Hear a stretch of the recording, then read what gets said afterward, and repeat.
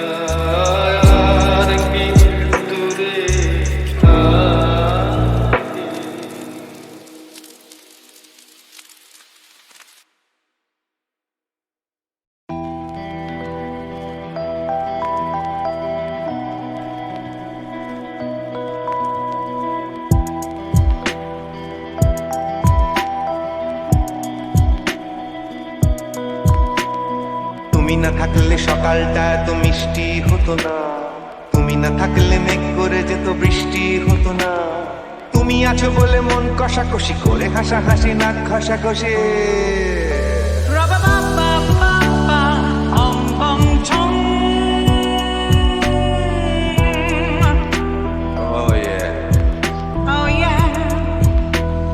তুমি না থাকলে গড়ের মাঠটা মাঠেই মারা যেত, তুমি না থাকলে গড়িয়া হাটটা কুয়াটে মালার মতো।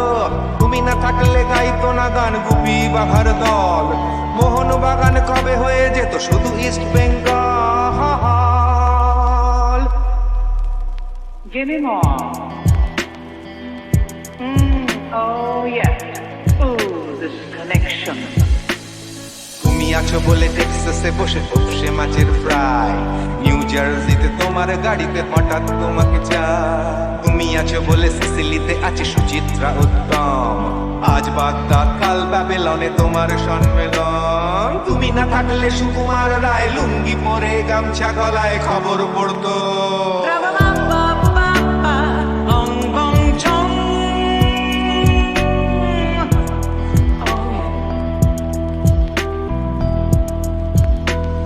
তুমি না থাকলে সুমনের নাম হয়ে যেত নচিকেতা, তুমি আসবে বলেই লিখতো না কেউ তোমার মনের কথা। তুমি না থাকলে কবিতার মানে হয়ে যেত কীর্তন, তুমি না থাকলে সুনীল শক্তি হয়ে যেত সনাতন। তুমি না থাকলে উষা উত্তুপ বছি নেই থেকে যেত, গাইতো না গান পাড়ায় পাড়ায় তোমার মনের মতো। তুমি না থাকলে আরবিনের নামছি মুম্বাই, তুমি না থাকলে কলকাতা ছে কবে টাটা বাই বাই। তুমি না থাকলে বনলতা সেন সকাল সন্ধে ডাক্তার লেনে কাপড় কাচতো। রাবা বাবা বাবা অং বং চং। তুমি না থাকলে, oh yeah, তুমি না থাকলে give me more. তুমি না থাকলে give me more. তুমি না থাকলে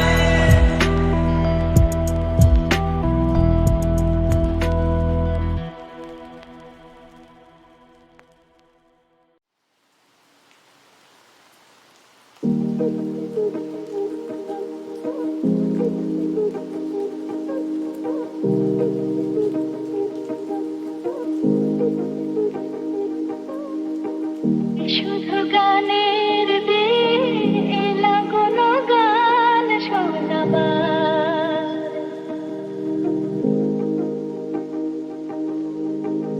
শুধু গানের বেলা কোনো গান শোনাবার।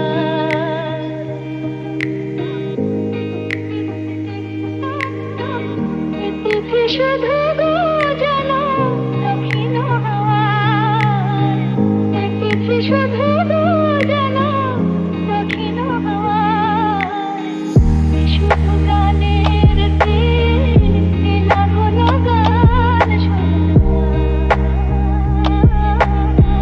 বেলা কোনো গান শোনাবার।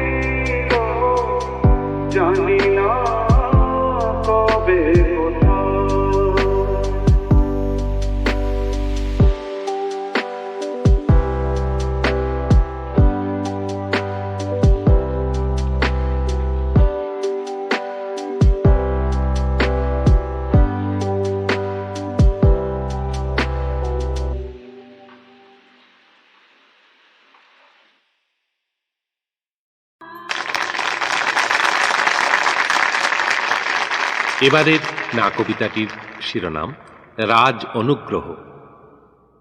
রাজা বললেন, আমার অনুগ্রহ চাও? তবে আমার পোষা কুমিরকে ভালোবাসতে হবে, তার সাথে খেলতে হবে, তাকে আদর যত্ন দিতে হবে। মন্ত্রী বললেন, আমার সুনজরে থাকতে চাও? তবে আমার গৃহপালিত বাঁদরকে কলা খাওয়াতে হবে। পাত্র মিত্র অমাত্যরা বললেন, আমাদের আশ্রয় চাও? তবে কুমির আর বাঁদরের সঙ্গে সঙ্গে আমাদের পোষা শুয়োর আর তাদের পরিবারবর্গকে নিয়ম করে দেখাশুনো করতে হবে, বুঝেছ? আমার রাজ অনুগ্রহ প্রয়োজন ছিল, কারণ আমার বিদ্যে থাকলেও সম্মান ছিল না। আমার মন্ত্রীর সুনজর দরকার ছিল, কারণ পণ্ডিত হলেও পাড়ার মূর্খরা আমায় দুবেলা জ্বালাতন করত। আমার পাত্র মিত্র অমাত্যের আশ্রয় দরকার ছিল, কেননা নগর কোটাল আমাকে সন্দেহের চোখে দেখত। আমি এখন কুমিরের সঙ্গে ভোরবেলায়, বাঁদরের সঙ্গে দুপুরবেলায় আর শুয়োরের বাচ্চাদের সঙ্গে গভীর রাত পর্যন্ত যত্ন করে মেলামেশা ভাব ভালোবাসা বজায় রাখি। পাণ্ডিত্যপূর্ণ প্রবন্ধ লিখি, ছাপাই, পয়সা পাই, সম্মানও জোটে। বার কয়েক বিদেশ ভ্রমণও হলো। সুখে আছি, বেশ ভালো আছি, কুমির, বাঁদর, শুয়োরের বাচ্চা আর সম্মান নিয়ে।